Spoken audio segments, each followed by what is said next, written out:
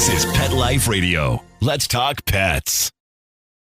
The views expressed by guests on this program do not necessarily represent the views of the host or owners of the Doggy Diva show and do not necessarily constitute endorsement of products. Medical information discussed by guests on this program are those of the guests and is only for informational purposes and should not replace medical advice by your local veterinarian professional. Hi, this is Susan Marie from the Doggy Diva show. This week, why is your feline friend vocalizing?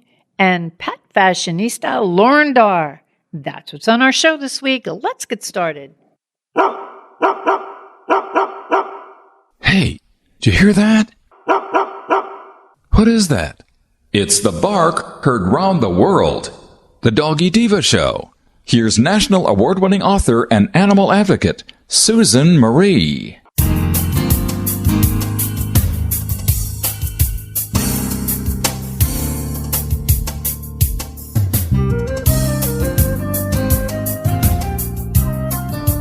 Hi, welcome to the Doggy Diva show, the show for animal lovers.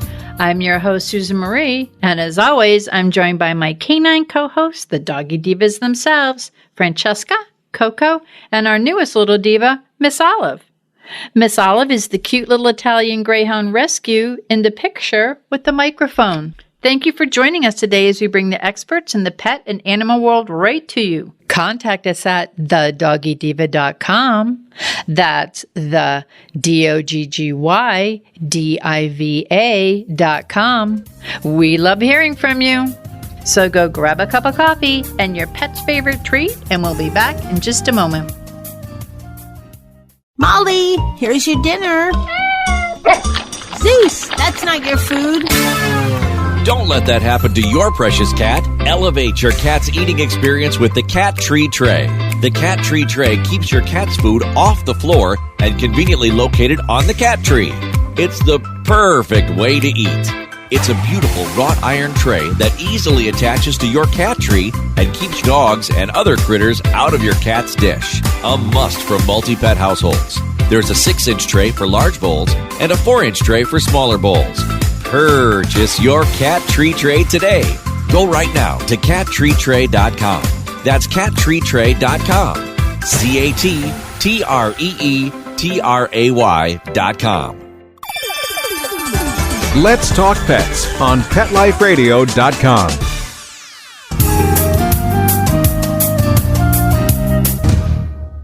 Welcome back, everyone, to the Doggy Diva show. I'm here with Monica Leighton, president of Professional Pet Sitting. And Monica, for our kitty parents out there, sometimes our kitties do a little bit of vocalization, and we're all kind of not sure what it is they're trying to get across or what it is they're doing. So can you kind of talk to us a little bit about vocalization in the kitties? Absolutely. So why do cats meow? I mean, that's the question. So it's a lot of different reasons. And to kind of explain further, so for kittens meow just to show signs that they're hungry or they're cold and they're scared. And that's a way to communicate with their mother. But as cats age, the reason for meowing changes. Any kind of vocalizations, yowling, hissing, growling, any of that, they use that to communicate with each other. But meowing is specifically reserved as their form of communication with people. So if your cat is meowing, they're trying to tell you something. So of course, you have breeds that are talkers. Siamese, some of your Oriental breeds, they just, they're just excessive talkers, and that's what they do. However, as cats mature and they get out of the kitten stage, meowing can happen for different reasons, but it's definitely made to communicate with people. So they can be seeking attention. They may have an empty food dish and are trying to alert you. Some pets will greet you. Some pets, they get so excited, they meow like crazy when you get home because they're that happy to see you. Some pets, if they're stressed, some cats will meow. So if your cat is meowing or doing it out of the blue or more frequently during certain times, they're trying to tell you something at that point. Aging cats they can suffer from different ailments such as mental confusion, cognitive dysfunction, things of that nature, and also arthritic issues. And aging cats can meow more out of strictly confusion issues as they age, as the brain ages, but they can also meow more due to pain. So if your pet is older and having a hard time getting around and it's becoming more vocal, that can be a sign. Go see your veterinarian and talk to them about arthritic issues with your pet. Because going in and out of the litter boxes, things of that nature, cats get arthritis too. And that can definitely be a sign of pain if your, pet is starting to meow more often, especially when they're walking around or doing certain things.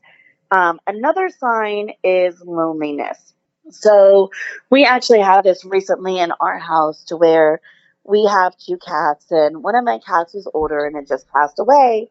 And our younger cat, now keep in mind, this cat is almost 9. It was never extremely vocal in the past. But now this cat is extremely vocal. And it's just a poor little guy was lonely. So I had to step up and kind of like more attention for him and more brushing and more feeding and also getting him more toys, teaching him new ways to play because he was so invested in playing with the other cat that he was never really into a lot of toys or little things. So it was kind of reworking his attention. I got him a little pet bed, a higher one that we could put out by the back patio door, like the screen door, so he could watch the birds. That kept him entertained.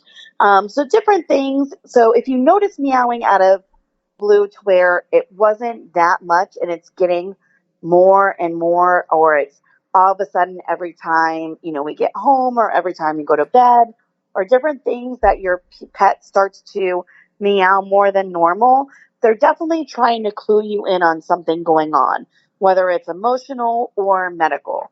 Pets that are coming down with ailments will also get excessively vocal as well. So like 2 things that really stand out that we see a lot is thyroid issues and kidney issues. Pets that are starting to get those issues will sometimes start to become excessively vocal as well. So there's a lot of different things that can cause that. The main thing is just keeping an eye on your cat, seeing if you can pinpoint when they're doing it. And I know it sounds weird, like keeping a pet meow chart, but if you notice your pet is a lot more vocal, just for 2-3 days, whenever you hear that vocalization, just kind of jot down so you remember and kind of pinpoint the time and what the pet's doing, because that information for your vet may clue them in immediately to something that's going on. And that way you're able to alleviate that anxiety or stress or solve that problem medically. And I'm so sad that your kitty died, but it's true. I think that sometimes that when there's an older, whether it be a dog or a cat, and then there's a younger one that comes into the family, they tend to bond. And when one passes away, I think that the other one, they kind of don't know what to do with themselves, and they're grieving in their own little way, and they may need a little more attention. So this is great information, especially too, as cats get older, they do get a little more vocal because of pain, because they may have a little bit of a cognitive issue going on. So this is great information, Monica. The main thing is, like I explained, is knowing that vocalization for cats as they get older, kittens are just trying to communicate and learn. But if you have an adult cat and their vocalizations patterns are changing, then that cat has an issue. Whether it's emotional or medical, they're trying to tell you something. It's just trying to learn what they're communicating. Yeah. And I think it's really important how you said to kind of keep a log, kind of track when it is they're crying, what part of the day or how many days, just track what it is so that you could share it with your vet, because that's probably something that maybe they could help us with. Absolutely. In dealing with that. So, well, thank you very much. This is really, really important. It's great for all you kitty parents out there to be aware of this.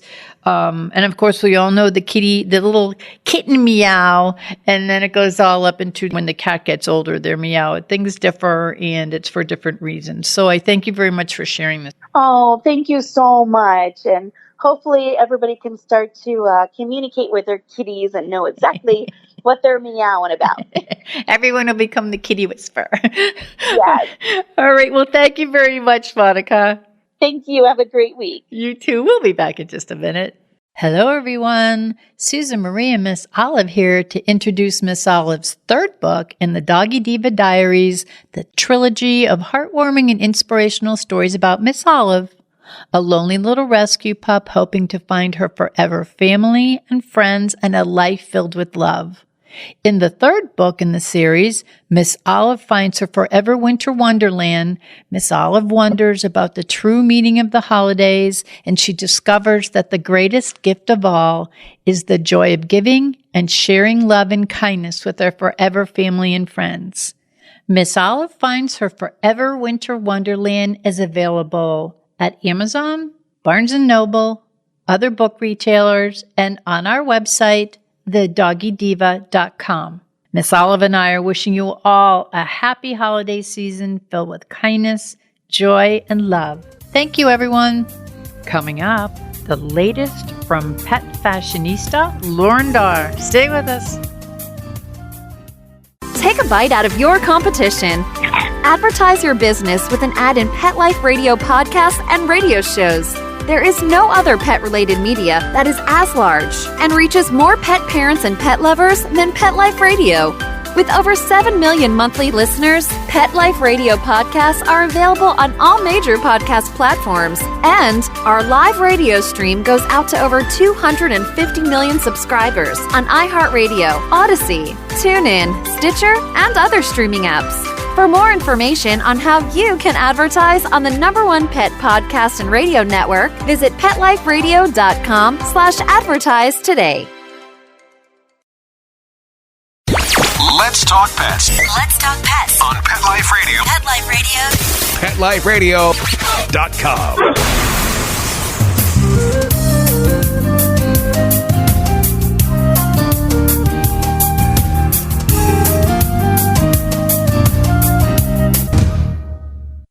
Welcome back to the Doggy Diva Show.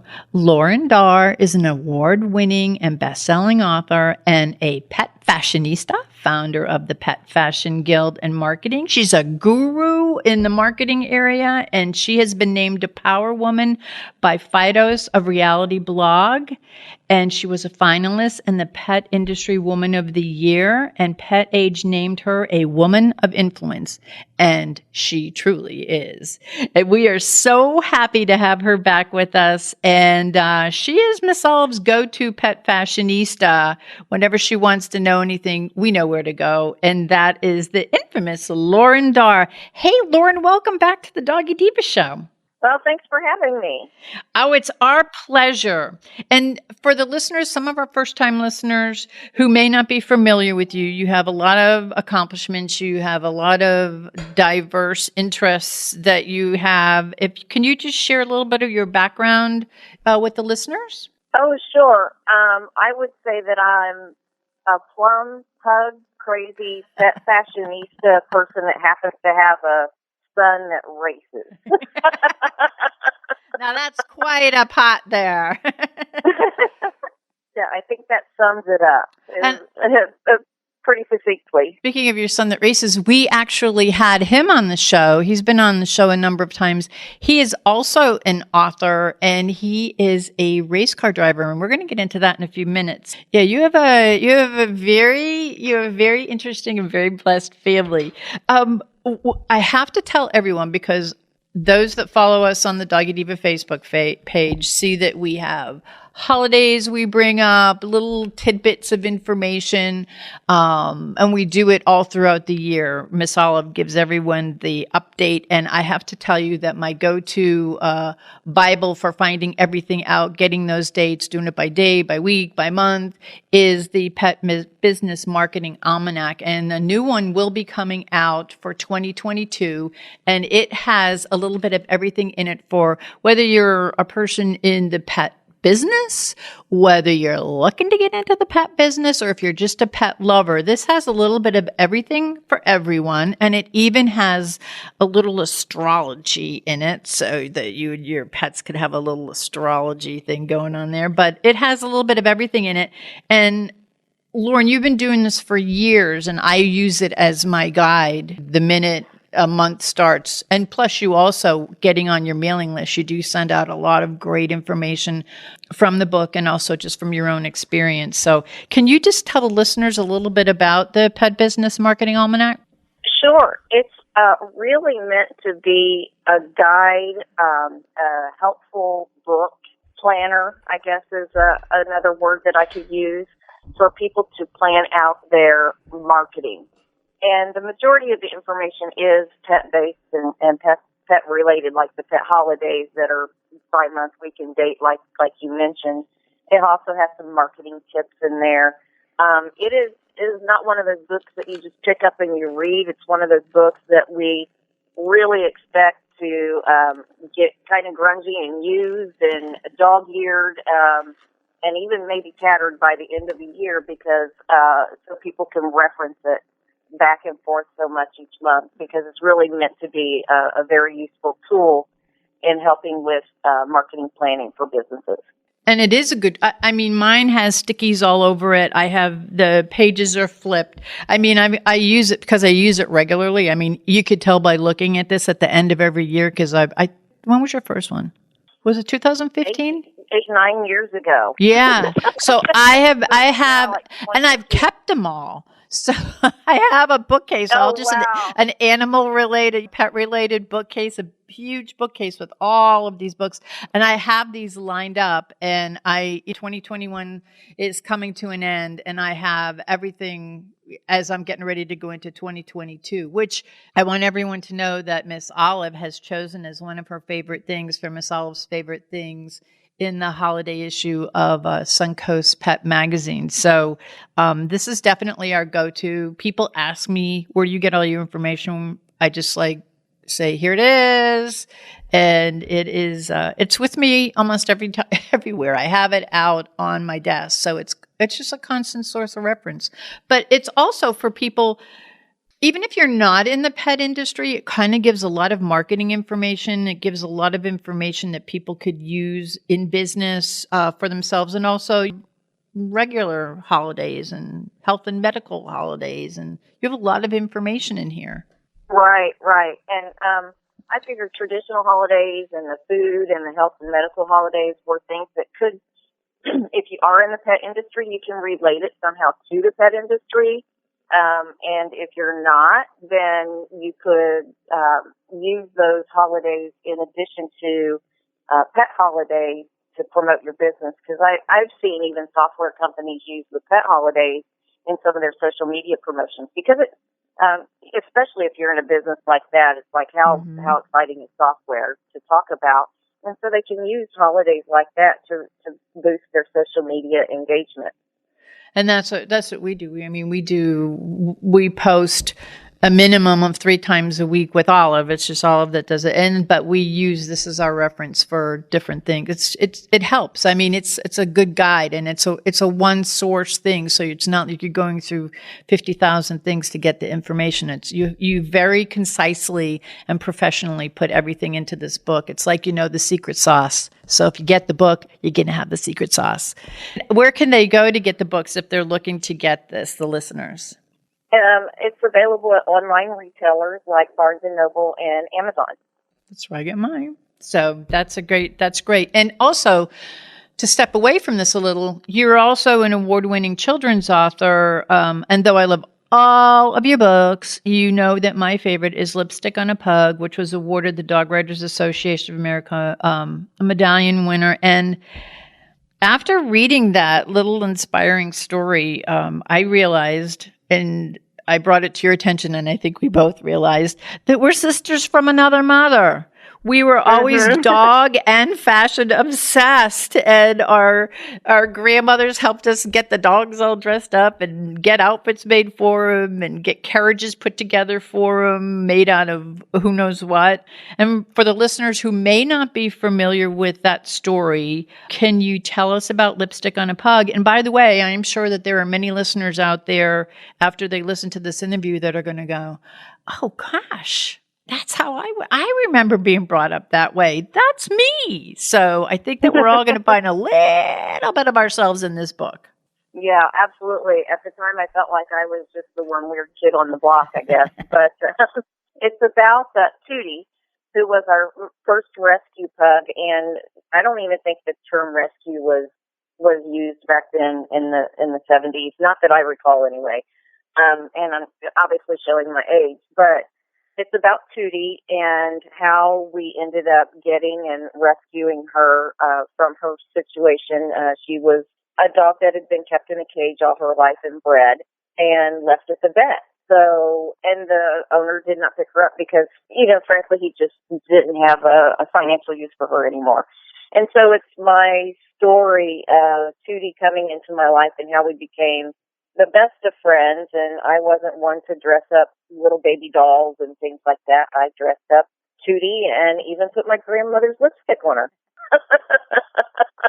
It was kind of like me with my dogs early on in life. You kind of made a carriage, whether it be out of my little red wagon or whatever I had, which is what you did in the book too, to bring her around. And I think that was like our stepping stone into what we're doing right now. Oh, absolutely. It's really definitely defined a lot of things that have later in life come to fruition. I went down a path of having a corporate marketing career and then left that, and things have just really come full circle. And I like having the reminder on a regular basis of what really brings joy into our lives. And I think it's that human-animal bond connection that we have with our pets, whether it's a pug and you're some pug crazy like me, or if it's a cat or a bird. Though you have many children's books, and they're beautiful. The stories are beautiful. I mean, a lot of them are takeoffs of some of the fairy tales and stuff done with pugs. But you also have written books, which I think, and people may not know that you graduated from the Fashion Institute of Technology in where the design of pet wear. And you wrote a book, Pet Fashion Industry Patterns. And you also wrote this phenomenal set of books it's like an encyclopedia for all of the different breeds, everything down to the way their fur lies on them, it was soup to nuts that you did on not only the pet fashion industry patterns, but the other one, your other set that is absolutely phenomenal, and it has a little bit of something for everybody. Can you just briefly tell us a little bit about that? Yeah, absolutely. It's an encyclopedia type set with illustrations in it if people are wanting to hone their illustration skills. Laurren Darr, my pet fashion illustrator, did all of the illustrations in it. So it can not only help with the illustrations, but it also has things like their coat shedding, coat thickness, and activity level, because those are things you really need to take into consideration when you're designing for a particular breed. There's some fabrics you definitely don't want to put on a really very highly active dog that's going to rip it. And then if you have a dog like mine, a pug that sheds, I would, if I could have put 12 on the rating scale, on the scale 1 to 10, I would have put a pug there. But there are certain fabrics that it's really going to pick up on all of those hairs. And so you want to consider, maybe I don't want to choose that fabric. So the book essentially tells for each breed how to design for those particular breeds. And it's very descriptive and very helpful. Again, if people are looking to get into the pet fashion industry, if you are in it, or if you're looking to get in it, or if you are just curious, if you're making, such as myself, when I was growing up, my Nana would say, okay, pick a dress out, and we'd go to the newspaper and make our own patterns out to put a dress on the dog. And here I am, an adult, still dressing up my dogs. But I'm with you, sister. But I know you get that. So, and for people who want to know where they could get those books, because these are really, really helpful books as far as those looking to get into the design aspect and also, again, the business aspect of the pet fashion industry. Yeah, those are on online retailers also, or if you just kind of want to see the full breadth and depth of the books, they can go to leftfallpress.com. You and I have known each other for years, and I respect you so much, not only as an author and a successful businesswoman, but I respect you as a wife and a mom. And we've had your son Zachary on the show numerous times. Zachary's an author too, and he's also a race car driver. And it's hard to believe I've through you, I've vicariously lived through all of his successes. But for those of you who follow Miss Olive and the Doggy Diva Facebook page, you may know what I'm going to be talking about with Lauren right now. I'd like to bring this up. And for those who shared our post about Lauren and her son and her husband, I thank you so very much. For those of you who contributed to the GoFundMe, I thank you so very much. Miss Olive and I thank you. And for those of you who may not be aware of what happened, Lauren, can you please share with the listeners a little about, there are tragedies that hit that people are just not expecting and changes in people's lives. And this certainly happened to you with Dr. Brad. Can you just kind of get into it a little bit and tell the listeners who may not be familiar about this? Sure, absolutely. Zachary had his last late model race. We didn't realize it'd be his last late model race at the time on June 28th, and we come home and get up June 29th in the morning, and we're getting ready to unpack everything for the race team. You know, I have his suit and his driver's bag and everything, the SUV, all that stuff that needs to be cleaned up, and Brad just did not look right, and we knew something was wrong. Called an ambulance immediately. We've never called 911 in our entire lives, but thank you to the first responders that showed up so quickly within just a few minutes and got him to the hospital, because if they hadn't, we wouldn't have found out immediately that he had a stroke, and if it hadn't been treated so quickly, we probably wouldn't be in as good of circumstances as we're in now, but it really made us face life. Brad was out of work for over 3 months, and we had to shut down Zachary's late model team. And at the time thought he would never race again, you know, which was heartbreaking to us. Because as you know, because you've watched him kind of grow up, he came out of the womb wanting to be a race car driver, is what I say to people. He's never dreamed of anything else, and he's committed fully to it.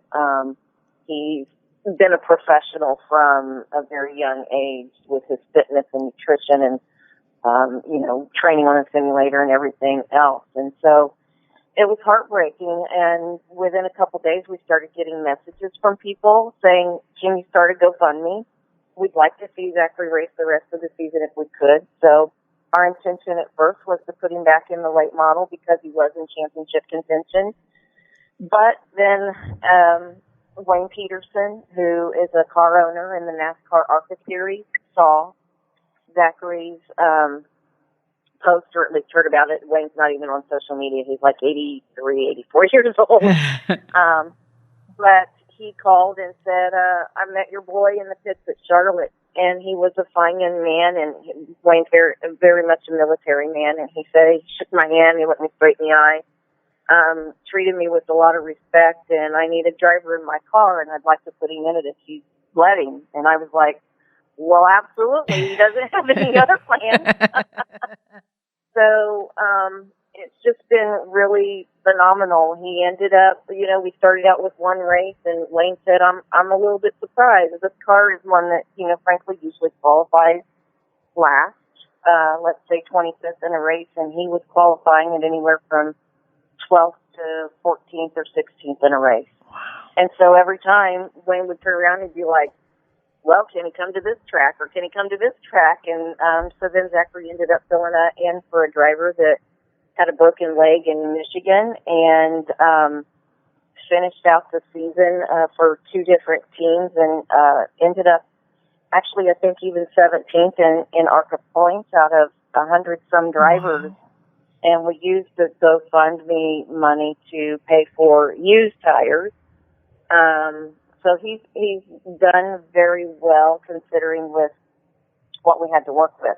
And it's just been so humbling. We didn't realize the people and number of people that were so supportive, and frankly, even knew of Zachary. I wouldn't have expected an NASCAR team owner to pick up the phone and call, and some of the donations have come from NASCAR teams and even truck drivers, and I was like, I didn't even know that these people knew who he was, much less supported him so much. So it's been a strange year, but it's been kind of an eye-opener, and it's really been humbling in so many ways. Well, and first I want to ask, how is Dr. Brad doing? He's doing really, really well. We've been told many times by the neurologist that where his stroke happened in the brainstem, they usually see people that are completely paralyzed, unable to talk, and in wheelchairs, sometimes for the rest of their lives. Mm-hmm. So we think a big part of it was that we just got him to the hospital immediately. You have a gut instinct, when something is just not right.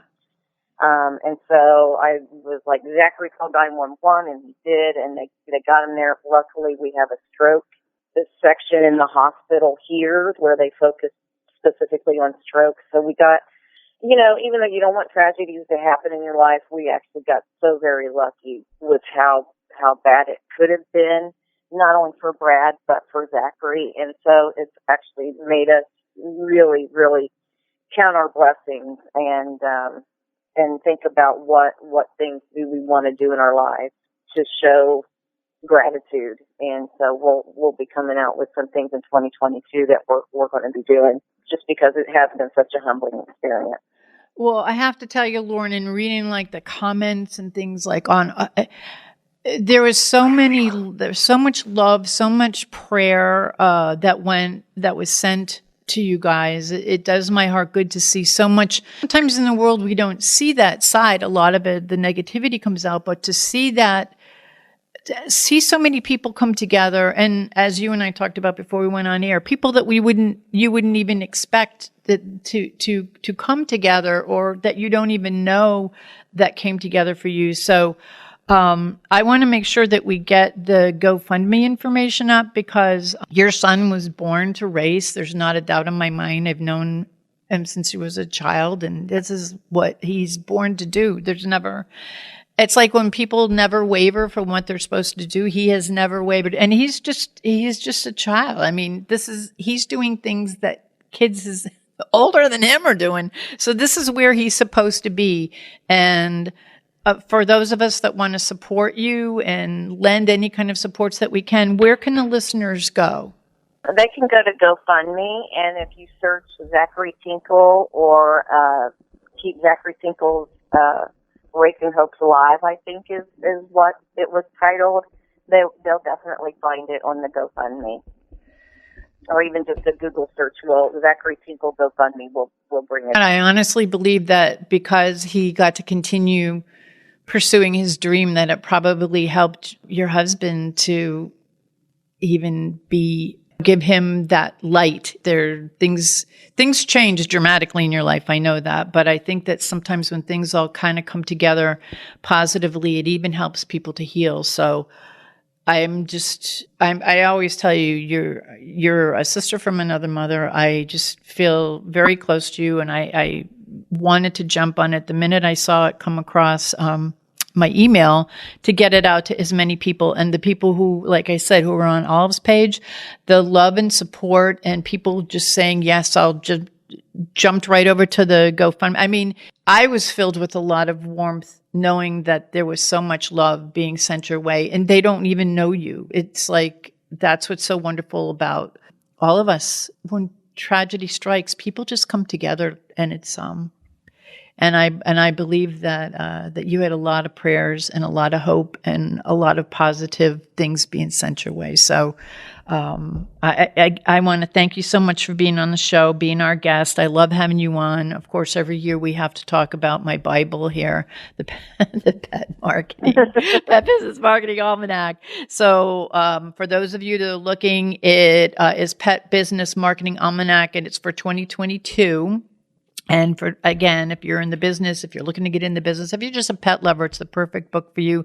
And if you go to Amazon, you'll see all of Lauren's books. She's a very gifted author. She really walks the walk and talks the talk. And I want to also send my best to Dr. Brad and to Zachary. Sharing that story with us, I really, really appreciate it. I just felt the listeners needed to know, because many of them have listened to us for years, and I'm sure that they feel they know you too. So I wanted to get that out there. And just know that you have a lot of people who love you, support you, and are sending you love and prayers and very kind thoughts. So again, those of you who want to contribute, and if you were like a lot of the people that were on Olive's page, you just jumped right on and did it. And it's GoFundMe. Just Google Zachary Tinkle, and it's his GoFundMe page. You're going to help a family and a young man pursue a dream that they thought might have ended. So, Lauren, I thank you so much. And please send our love to Dr. Brad and Zachary also. Well, thank you for having me. I can't tell you how good it is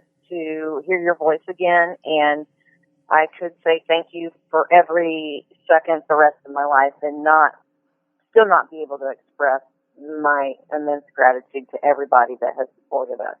Well, no, there's a lot of love for you. So, and we look forward to having you back in 2022. We want to hear all about what's going on in 2022. I know that there's some stuff that you're doing, and we want to be a part of it. We want to make sure that we get everything out to everybody to hear. So we will be talking to you probably soon. All right. Thank you so much. Thank you so much, Lauren. We'll be back in just a minute. Does your pet's breath leave a bit or a lot to be desired? You can give your pet the gift of sweeter breath, and you'll get sweeter kisses with Probiora Pet. Bad breath is the result of harmful bacteria which lives in your pet's mouth, and that harmful bacteria can lead to serious health problems. The solution is to crowd out that bad bacteria with positive bacteria. All it takes is 1 scoop a day of Probiora Pet mixed into their food to replenish the good bacteria. That's it. This all-natural, no-taste, no-odor powder is the only dental care probiotic for pets, which delivers beneficial bacteria which supports tooth and gum health and crowds out the bad. A healthy body starts with a healthy mouth, and Probiora Pet is the best way to give your pet a healthy mouth. And our listeners get a 10% discount using PLR10 at checkout. To purchase, go to probiorahealth.com. That's probiorahealth.com and use code PLR10 at checkout for 10% off. Let's talk pets. Let's talk pets On Pet Life Radio. Pet Life Radio. PetLifeRadio.com.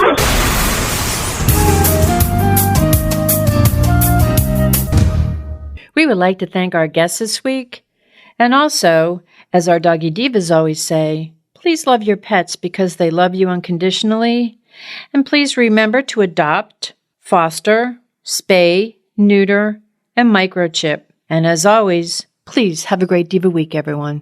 That's all for this episode of The Doggy Diva Show. To find out more, go to our website, thedoggydiva.com. Also, find us on our Facebook page, The Doggy Diva Show, and tell your fellow dog lovers about it. Don't miss Susan Marie, Miss Olive, and the Doggy Divas right here for the next episode.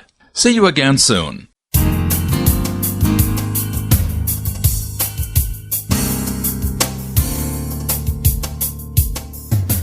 Let's Talk Pets, every week on demand, only on PetLifeRadio.com.